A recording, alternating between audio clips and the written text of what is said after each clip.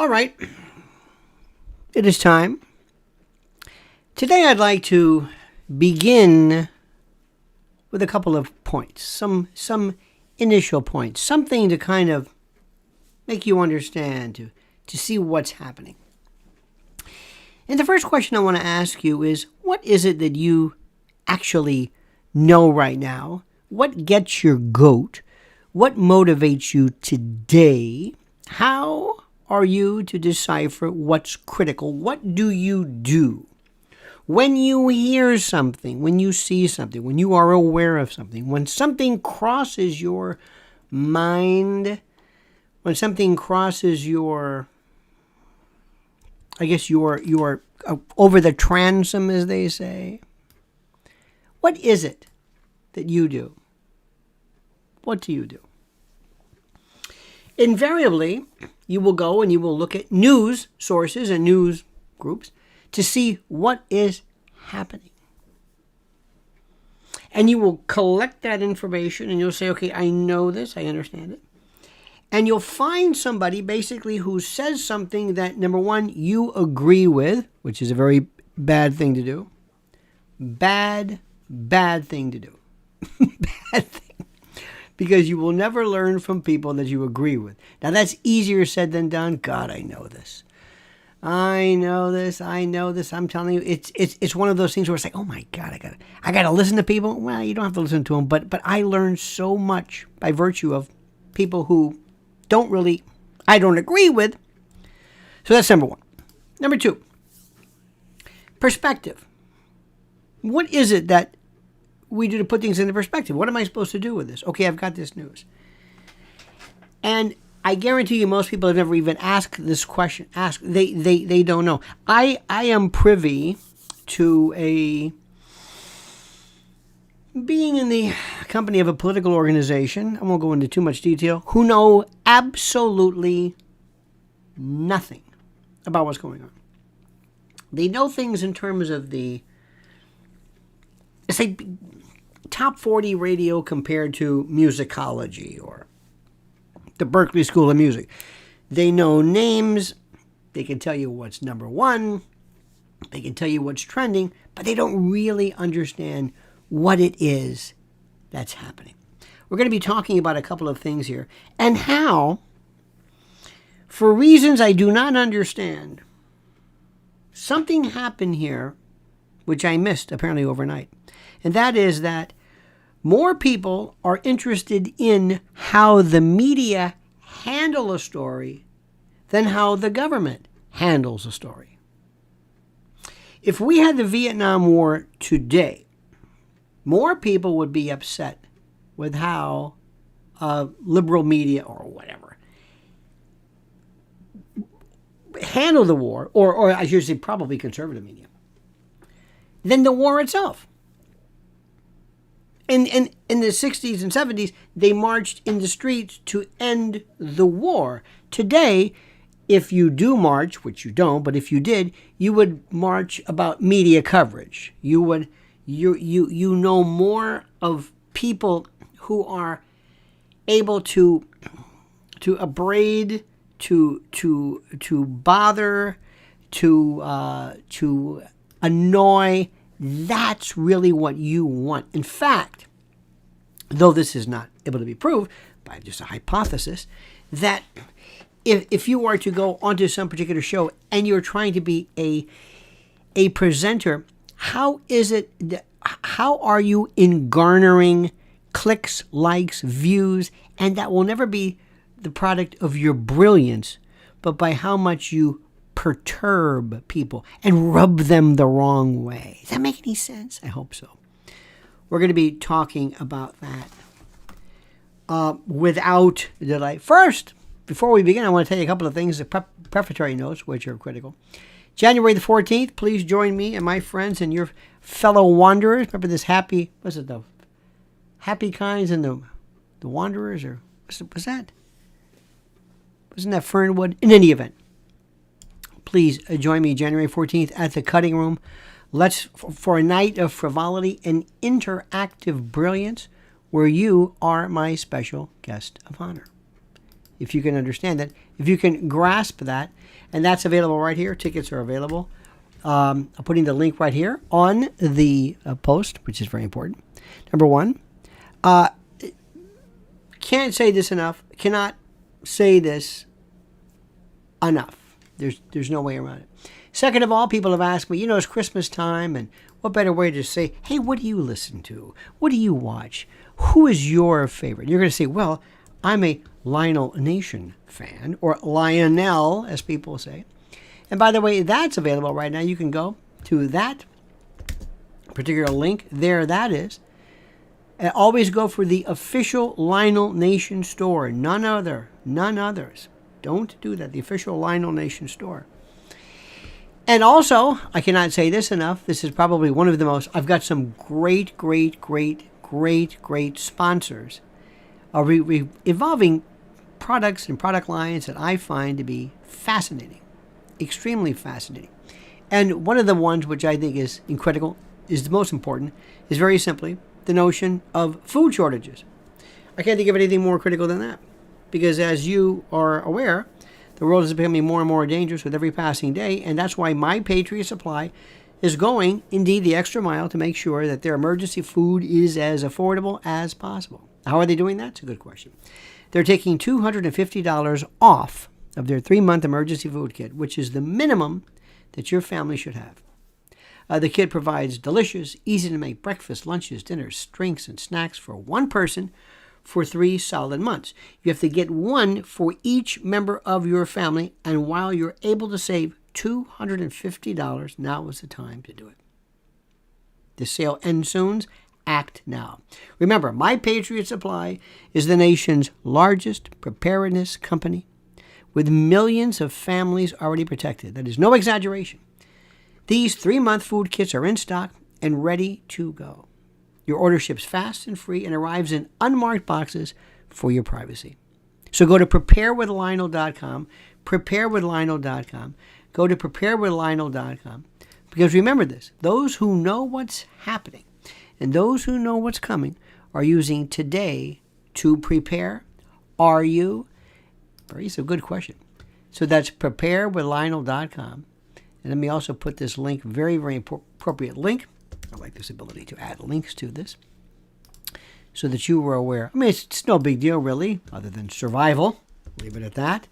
What am I going to say? Okay. Now, I want to try, I don't want to dispel your excitement, because I know there are so many of us who enjoy the news cycle and venture into it on a variety of different levels. But let me explain something to you, a couple of things. And this applies to everything. Number one, what is brand new now that I have not seen in my entire life is the fact that the media are now the subject of the news. You have, and I'm going to use these terms, by the way, just for shorthand. You have the left and the right pointing each other.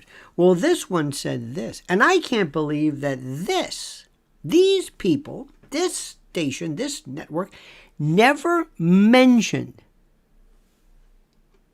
this after what we said. And the other one will say, yeah, but these ones always have on the wrong people, the wrong focus, they say the wrong things, whatever. Now stop. These are a couple of tenets of mine. These are absolutes. Number one, I don't care what any news organization, network, Twitter person, Twitter handle, commentator, influencer, I don't care what anybody says. Let me say this again. I don't care what they have to say. Let me say this again. I don't care. It doesn't matter. I don't care whether Rolling Stone magazine,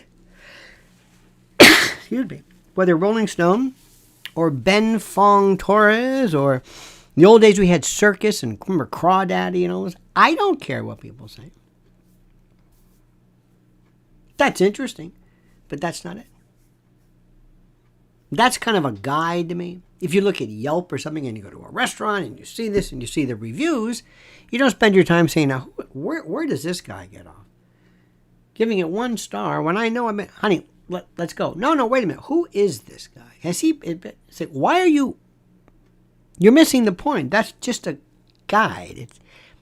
The issue is the restaurant we're going to, not the commentary. Do you see where I'm going with this? That's number one. Number two, I will venture to say, in every single instance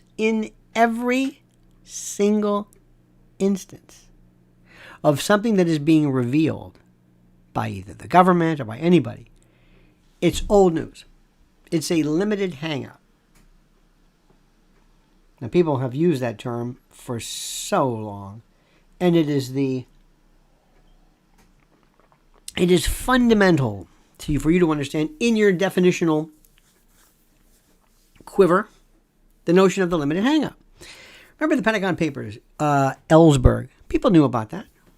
What did Ellsberg really, what did he reveal? What did he reveal that people did not know? Nobody knows. Nobody read the Pentagon Papers. Nobody knew anything about the Pentagon Papers. They have no idea what the Pentagon Papers were. They have no idea. What in the world? What is the Pentagon Papers? What's going on? What is it? Don't know. Well, what's the big deal? You tell me. Was it a limited hangout? Some say. In order for you to draw your attention to think, aha, the reveal has been made. We can now back off, back down, and go away. They have revealed this. This has been revealed. Great. What did Snowden reveal? Did we get to? Do you know? WikiLeaks. Very interesting stuff. What was that? Well, there was these very damaging photos of civilians being killed. But what did Julian Assange really accomplish? I don't know.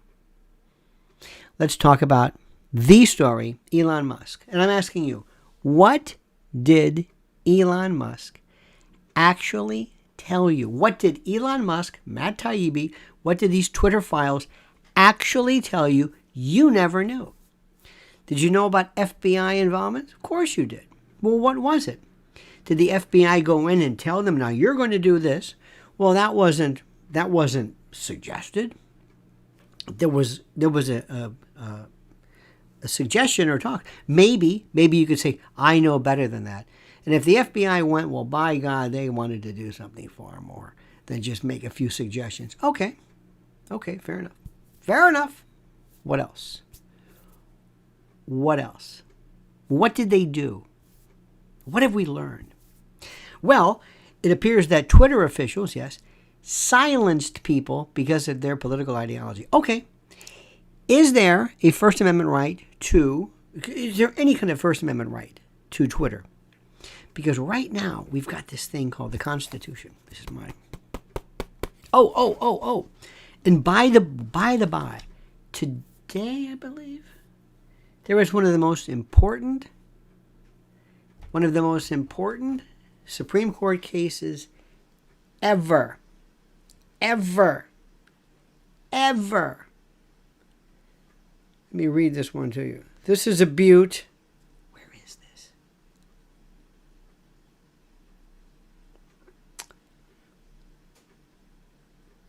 Okay, here we go. Here we go. Biggest case. It is Bartenwerfer. Is that a great name? Bartenwerfer against Buckley. Featuring 3 Justice Department veterans, former solicitors general, and the argument is going to be whether a bankruptcy debtor can be held liable for another individual's fraud, even if the debtor was unaware of the fraud. Huge case. Huge. This is a feast. This has been a bankruptcy law, creditors' rights law fiasco. Have you heard about that? No. Anybody talking about that? No. Is it dull? I don't think so. I don't know if it's dull, but that's what they talk about. Those are the cases that lawyers and judges, kind of wonky stuff, That's the majority of what they talk about. Not Dobbs, not Second Amendment cases, no. That's the kind of stuff. Just want to give you a little bit of an insight in that. That's all. Just want to let you know where that's going. Just want to let you know. Okay. So the first question is simply this. Now, I try to get a little bit of sampling. I look at this, and I'm saying, okay, let me see what I can learn. Let me see what I can learn as far as what's going on here. And invariably, it appears that there is a suggestion that there is a First Amendment violation. So going back to what I said, is there a First Amendment right to this? I want to read this right off the bat. This is from the First Amendment, not the second, not the third, but the first. This was ratified in 1791, December 15th. Ready for this? Okay. First Amendment, first line. Quote, Congress shall make no law. Hold it. Stop right there. Wait a minute. Stop the presses. Hold it. Congress. Wait a minute. I want to find out if it's against the first, if it's a violation of the First Amendment, freedom of speech, freedom of expression. If Twitter were to limit what I'm saying by virtue of its disagreement with my particular political ideology. Let me go back again. Congress shall make no law. Hold it. Where's Congress in this? How does that work? But listen to this interesting thing. Congress shall make no law respecting an establishment of religion or prohibiting the free exercise thereof. That's the Establishment Clause, Free Exercise Clause. That's religion. Put that aside. But listen to this. Congress shall make no law respecting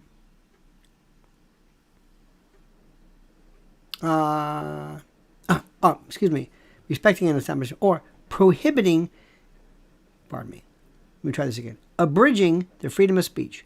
Congress shall make no law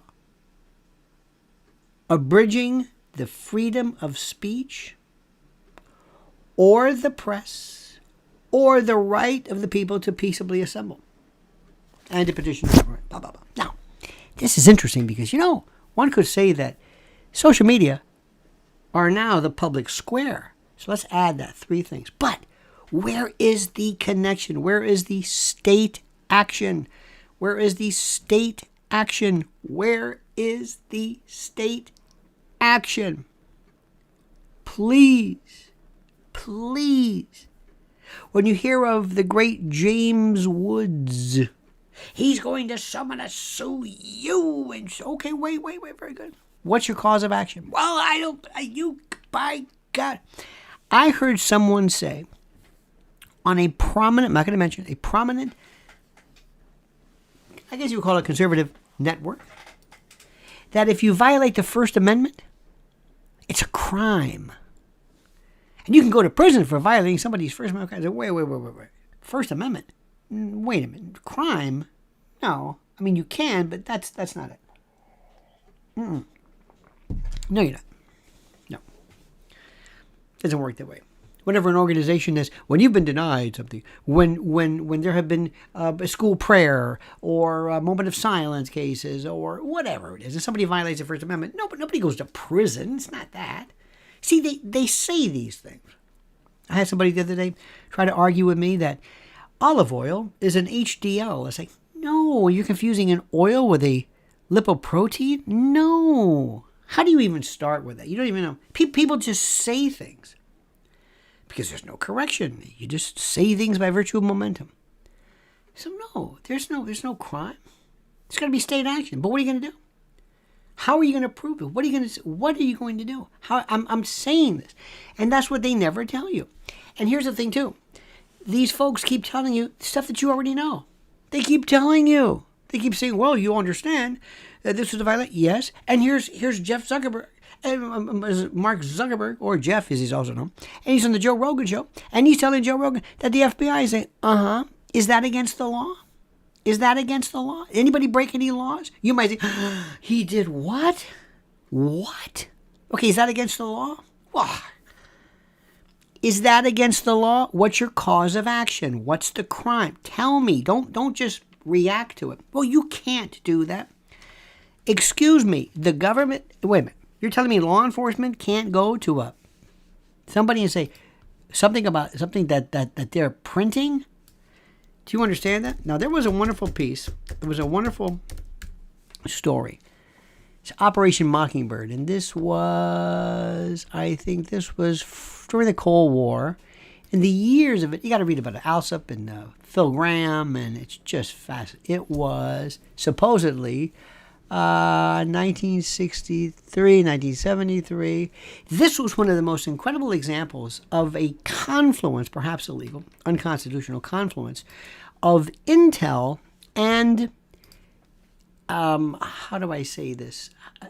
Intel and media.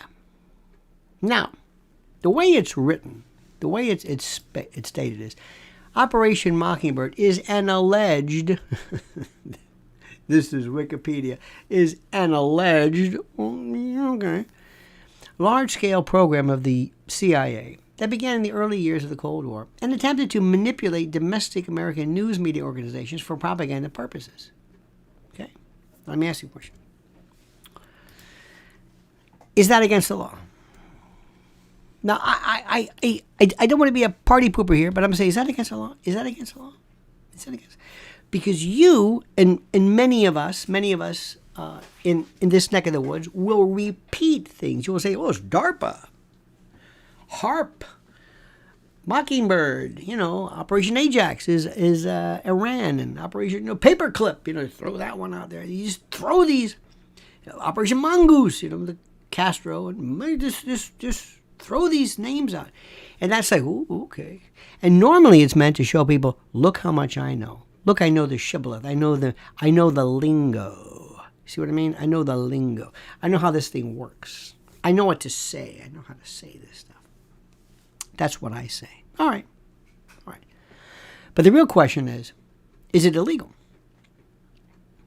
If you're Phil Graham from the Washington Post, and somebody, Corin Meyer, or somebody comes to you from CIA and says, listen, we've got to be very careful. There's a real threat to this country from un-American activities regarding socialist and blah, blah. Okay, sure. Absolutely. Well, we wouldn't mind if you would print this. I'll do it. Thank you. Is that against the law? Is that against the law? It's not being coerced, not being forced. You better do this, Phil Graham, Washington Post, or else, by God, we're going to take your paper away. That's one thing. But if Phil Graham or somebody were to say, okay, if Bezos does it, if Bezos, who owns the Washington Post now, agrees with the current administration and says, okay, we're going to do that, is that against the law? Is that against the law? See, Smith-Mundt, just throw these words out. Throw words out. Just, see, I know that. Would you care to dissect it? No. I just want you to know I know that. Okay. Is Smith-Mundt against the law? Is there a violation? Is there anything admirable to this? Is there anything admirable? Let me ask you a question. What if somebody were to come along and say, for example, to the Washington Post, let's say it's the DeSantis administration, assume. And their CIA went to Bezos and said, listen, this organization that you're promoting, this is Antifa. This is BLM. This is whatever. And we want you to know that these people, we don't like these people. And we want you to. You would say, well, that's okay with me. Excuse me, that's the same thing. Well, yeah, it is. But I like it. See, it's not so much that there's a suggestion. It's the fact that I don't like this. You see, they're doing it because they're anti-Trump. Okay. But if they were anti-Biden, well, you can't be like that. The first question is it against the law? Is it? Is anything that you're seeing, and I'm listening to this, and I'm watching this, okay? And I try my best. I watch the first 5 minutes or whatever of Tucker. I'm thinking, here we go again. Now, it does get interesting, and this is where, if you can prove this, I'm with you 100%. You prove this? Oh, God. And I'm there. If you can show that a government, an administration, a federal government, federal law enforcement, or anybody deputized social media folks as agents, as proxies to shut down speech. I'm with you. If you can show, you can prove, go to court and say, here's we have memo number 1. State your name for the record. Mark Zuckerberg. What happened? Mark Zuckerberg says, well, I was there. The FBI came to me and said, you better cancel, suspend, revoke all of the Trump postings, or else. Or else what? Or else you're in trouble because we don't like Trump and Trump is a bad guy. And we, the federal government, want you to act as our proxy. We want you in this enormous platform to shut down the individual free speech of somebody that we don't care. Okay, I'll do it. Now we're talking. That's state action. Proxy, deputization, oh, forget it. However, let's say Mark Zuckerberg says, you know what? You don't even have to ask. I'm with you 100%. I'm not doing this because you're saying it. I happen to agree with you. So even if you didn't come in here, I would do this anyway. Now is it a problem? I don't know. How are you going to prove this? I don't know. I don't know. That's what I'm going to talk about. How are you going to prove it? Let's go. Let's talk about this. I care about the proof. Let's assume you claim somebody did something. Let's assume you had a knife pulled on you by your dentist. You went to the dentist, he closes the door, he pulls out a stiletto and threatens to kill you with it. And you run out and you leave and he gets rid of sees the next patient and you call the police. And you say, I want him arrested. And you can arrest somebody because it's a felony. It doesn't have to occur in the presence of the officer like a misdemeanor. And you say, what happened? He pulled a knife on you. Did anybody see you? Nope. Did you tell anybody? Yeah, I did. Okay, that's good. We go to trial. The dentist says, I don't know what you're talking about. I never pulled a knife. Why would I pull the knife? You pulled a knife, didn't you? No, I didn't. That's it. Is that justice? No. Well, maybe. You can't prove the case. What are you supposed to do? Find people guilty? You can't prove the case? Because we know. So if we know these things and you can't prove it, or if Jack Smith or whoever says, go ahead. Yeah, I'm the counsel for Twitter. So what? What of it? Yeah, but you were the counsel for the FBI. Okay, so what? What about it? Yeah, but you were. So what? That's the problem. And instead, when you have somebody else, did you see what CNN did? CNN didn't cover it. Does CNN have to cover this? No. George Stephanopoulos never mentioned it one time. This corrupt media. Does George Stephanopoulos have to do anything? No. ABC's got its own problem with that Amy Robach business. That's a great story, which I don't want to tell you about because I know you don't care about it, but it's the best story of them all. Anyway. You may not like this. I want to uphold the law. And I might say, sorry. They've been doing this since the beginning of time. You don't think? Do you know do you know what Lyndon Johnson used to do? Pick up the phone and call people? Kennedy did this. Nixon does this. Everybody. Are you kidding me? So are you deputizing? You're in essence what? Limiting somebody's free speech by deputizing somebody? Yeah. So the problem is, it's been going on, but why is this different? Well, they shut him down. Okay, fine. So if they call Jack Dorsey, Mr. Dorsey, yes. Did you cancel President Trump's account? Yes, I did. Why? Because we don't like what he said. We think it's misinformation, disinformation, data information. Blah, blah, blah. Is it because the government told you to? No. They agree with it, but that's not why we did it. We don't like that.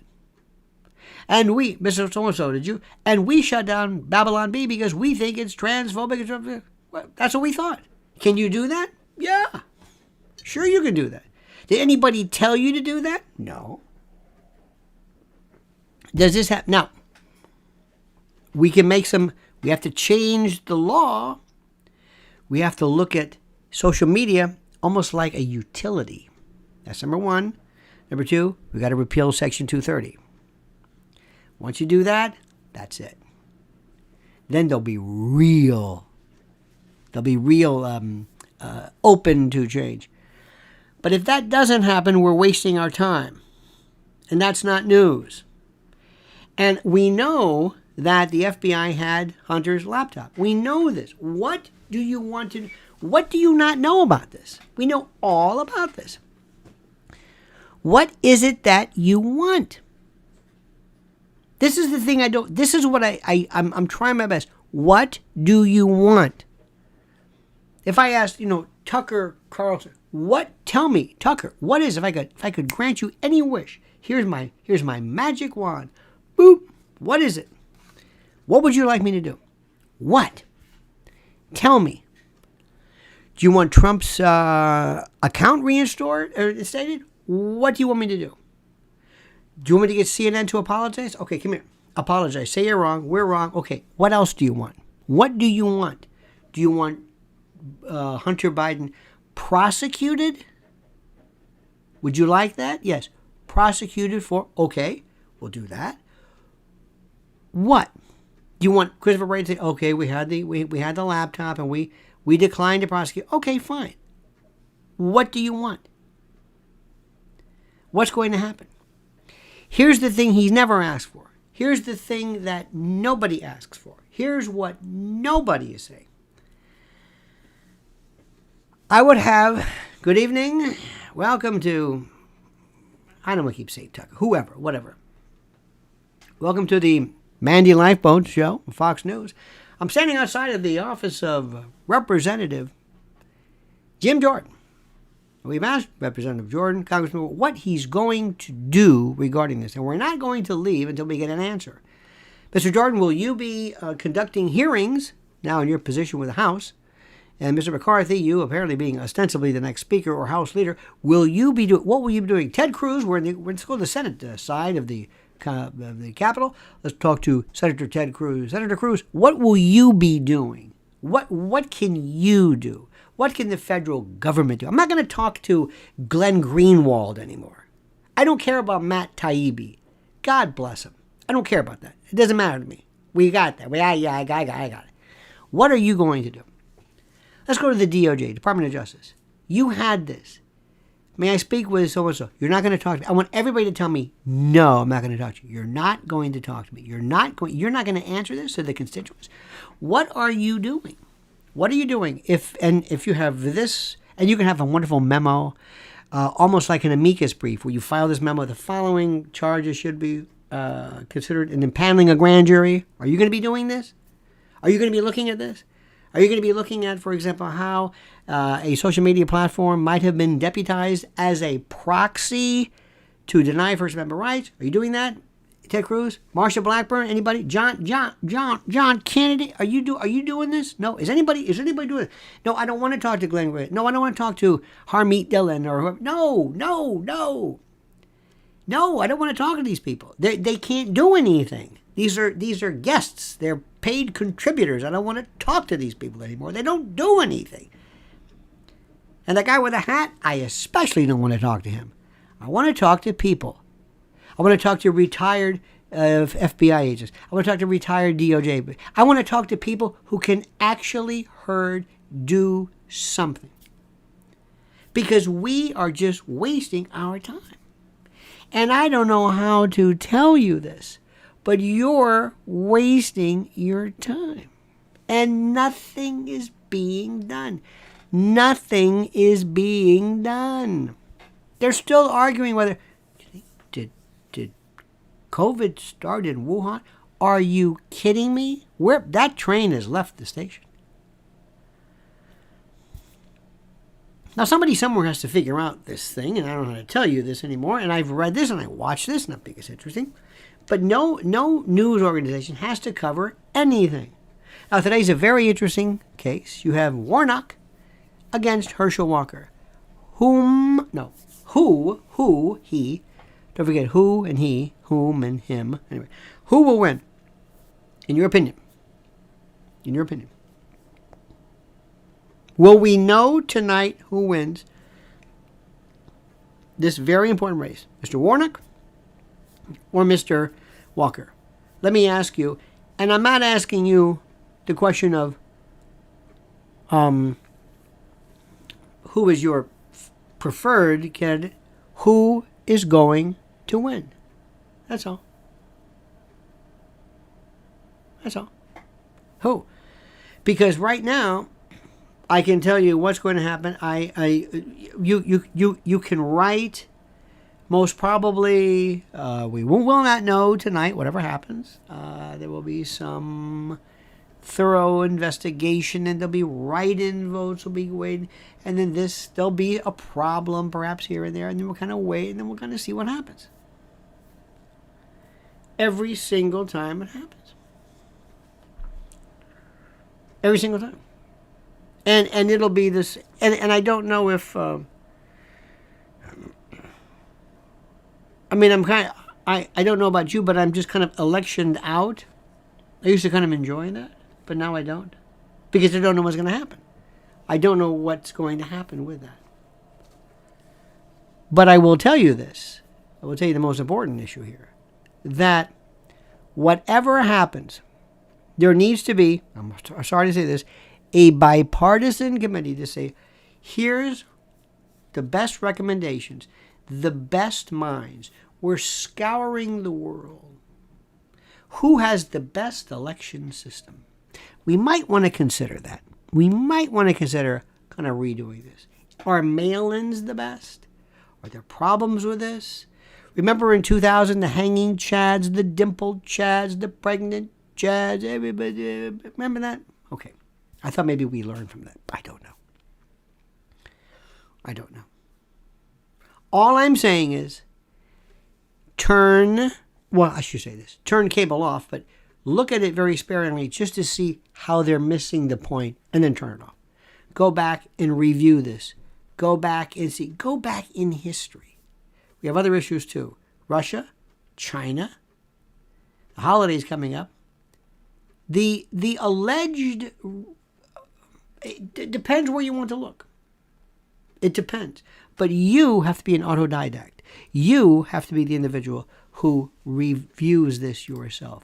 You must do that. Now, the good news is I must tell you there appears to be that Ronna McDaniel will not. I don't think she's going to win re-election. I think Harmeet Dillon is a very, very able contender for that particular spot, which is fascinating.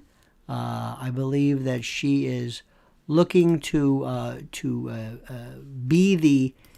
run the Republican National Committee. We'll see about that one. Mr. Mike Lindell, by the way, is funny because I was just about to speak regarding Mr. Lindell because the pillow guy, as he is called, is considering running as well. And this is a man who is the owner and the operator of My Pillow. And I want you to always use promo code Lionel, Lionel, not two L's, one L. And he is the proponent, the producer of some of the greatest linens and percales ever. How about the biggest bed sheet sale ever? How about that one? How about the My Pillow percale sheet sets as low as $29.98? The overstock sale up to 80% off.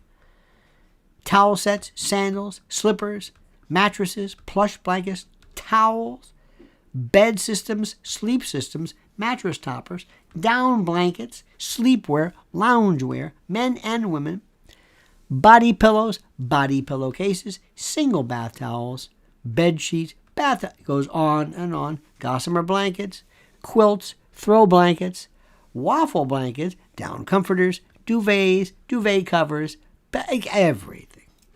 So it's mypillow.com. Promo code Lionel. Go there right now. Operators are standing by. Oh, they are standing by. If you want, you can call. Well, this is completely up to you. You can call 800-645-4965. This 800-645-4965. Now, what do I tell you? Well, a couple of things which are very, very critical is, number one, I got to tell you this one thing which just kills me. My newsletter is going out. It was out yesterday, and I reissue it to people who did not open it or something. It's kind of, you get kind of like a double shot at it. And I got this letter from somebody, and I cannot believe what I read. I am shocked. Somebody says, you know what? This is too long. And here's the subscription form. It's too long. I just want to stop right there and say, the words are too much. Yeah, I don't have enough time, and I'm just kind of busy. Then don't read it. It's too long? This is where we are today. This is where we are. I'm a simple person. I don't read a lot. This is too taxing. Chop it down. But I'm going to throw out half of my ideas. I don't care. This is inconvenient. The toil of reading is such that I find it cumbersome. Think about what that means. So sign up for that right now. It's just because it's kind of like it's a pastiche of ideas thrown at you. It makes you say, But somebody actually said, too much to read. Think about that. Another person said,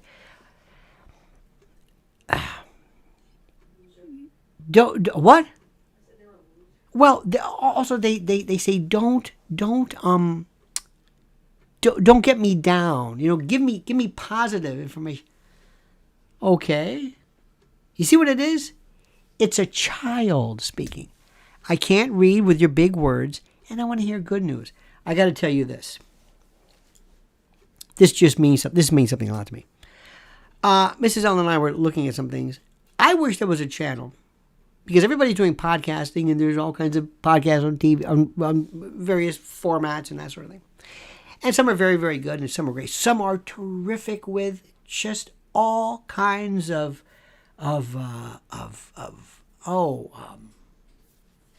production. One guy has this voice, and that's right, because when you look at the grizzly bear, it's like, what are you doing? He's modulating. He just loves this. He loves his voice. It's like, I find that interesting.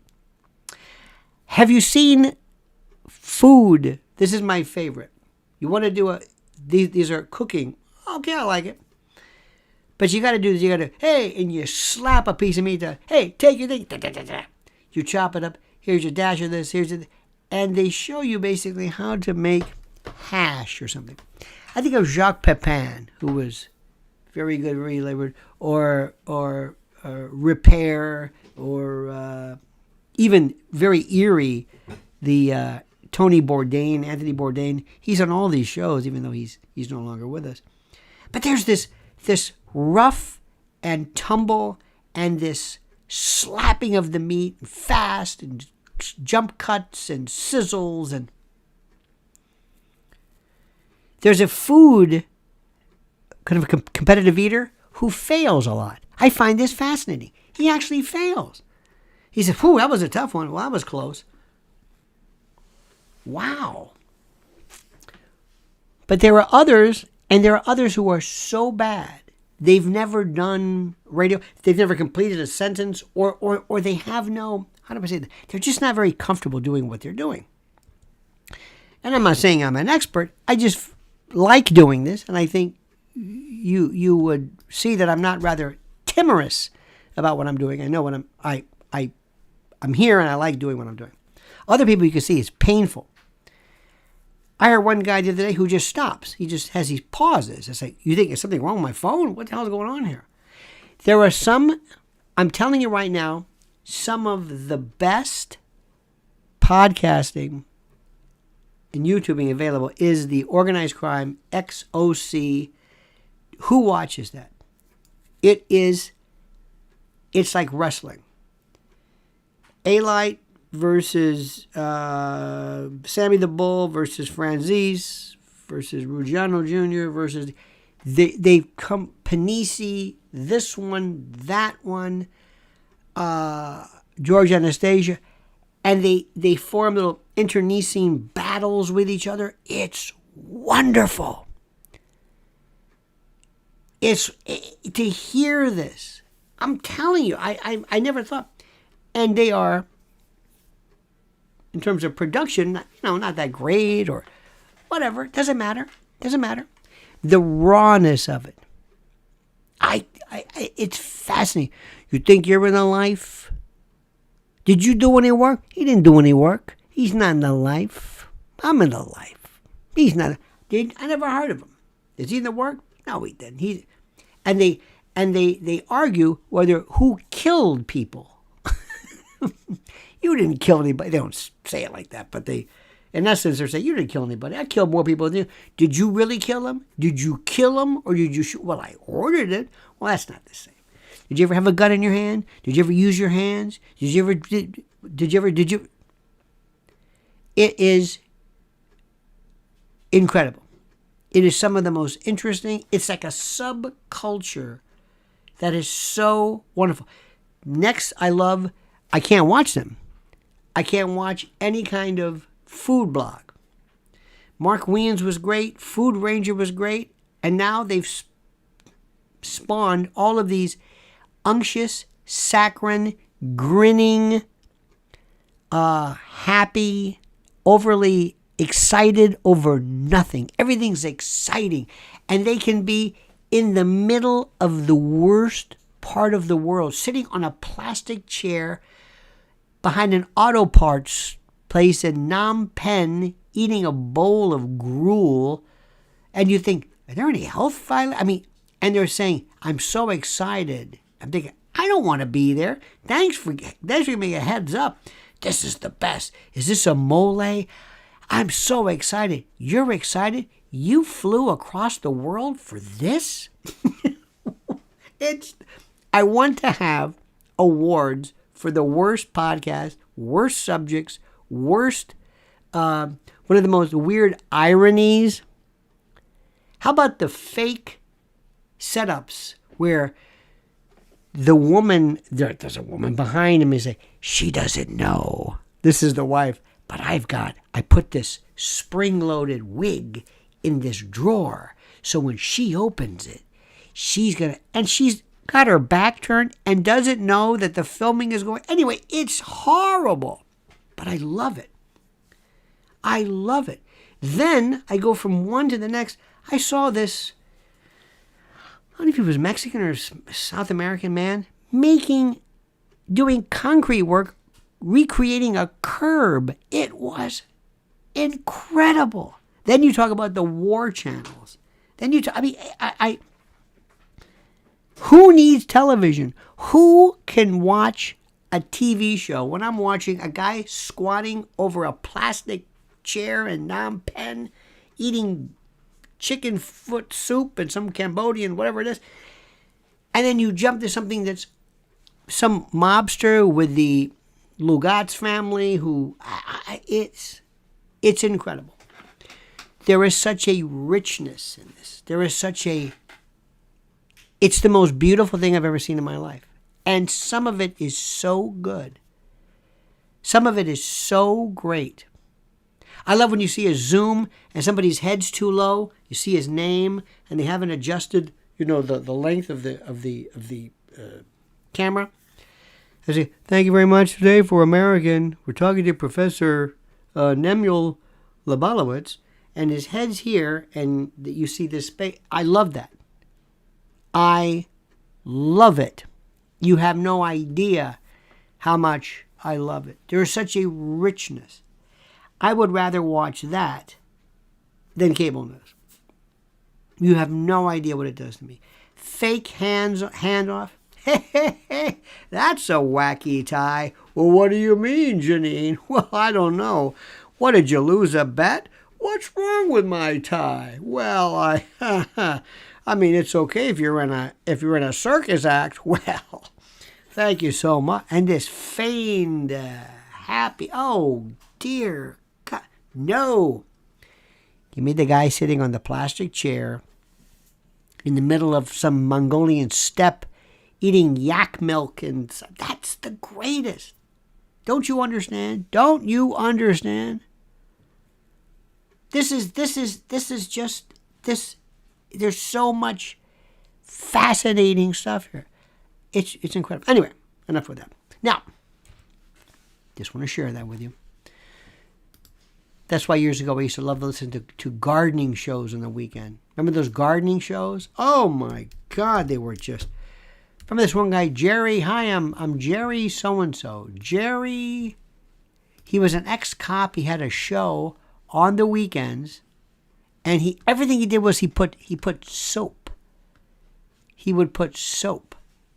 Most incredible thing I've ever seen in my life. Anyway, enough of that. Okay, please follow Mrs. L. Please follow Mrs. L. Here's... a good place to follow. That's what I'm saying. I'm doing it right now. It's Lynn's Warriors, and I'm going to give you a great one. This is her video. This is on Rest in Peace Hollywood. This is great. She is so up to speed on this. Please follow her. Go to YouTube. Watch this one. Lynn's Warriors on YouTube. Please do this. Please like my video. Please subscribe. The number, I must be on some kind of a, I don't know what, but the numbers are like, I'm thinking, okay. The guy who's sitting on the plastic chair in the middle of Budapest, eating eye of newt on a piece of naan. I'm not saying it's not warranted, but anyway. You have a great and glorious day. Don't forget preparewithlionel.com, preparewithlionel.com. Also, mypillow.com/Lionel, mypillow.com/Lionel. And I'll be at the Cutting Room January 14th. 14 tickets available here. See you tomorrow. Have a great and glorious day. Don't ever change. I mean that sincerely. And don't forget, the monkey's dead. The show's over. Sue ya. Da-da.